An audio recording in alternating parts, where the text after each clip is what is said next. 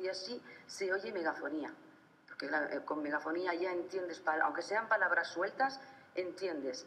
El murmullo de la gente era imposible, o sea, era un continuo. ¿Usted escuchó algún grito a través de esos megáfonos? ¿Qué es lo que decían? ¿Cuáles son los lemas que coreaban? Pues hablaban en catalán, ¿eh? Entonces, por la mañana era votaremos, no saldrán o nos pasarán. ¿Lo decían en castellano No. o decían no surtirán? No surtirán y no pasarán. Son frases sueltas que uno podía oír. O sea, usted lo oía desde dentro. Desde dentro. Y tiene la referencia de que se iban congregando y aglomerando gente, ¿la tiene a través de los oficiales? Sí. ¿O es porque lo ve usted en ese momento? No, porque estando en despachos electorales, que es un despacho interior, no teníamos acceso a las ventanas.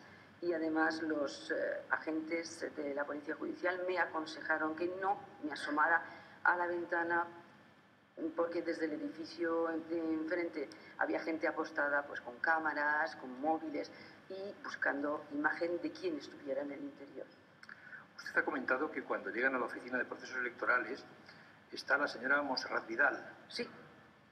Y la otra señora a la que afectaba el registro, Nuria Argusa, ¿estaba en ese momento? ¿Llegó después? No estaban. ¿Estaba también? Sí, creo que compartía un despacho con otro caballero, cuyo nombre ya no recuerdo,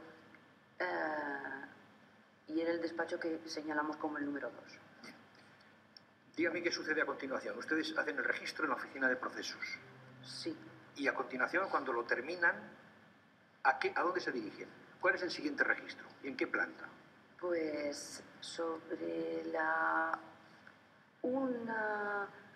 decidimos ir al despacho de la señora Garriga, que está en la 8ª planta, creo.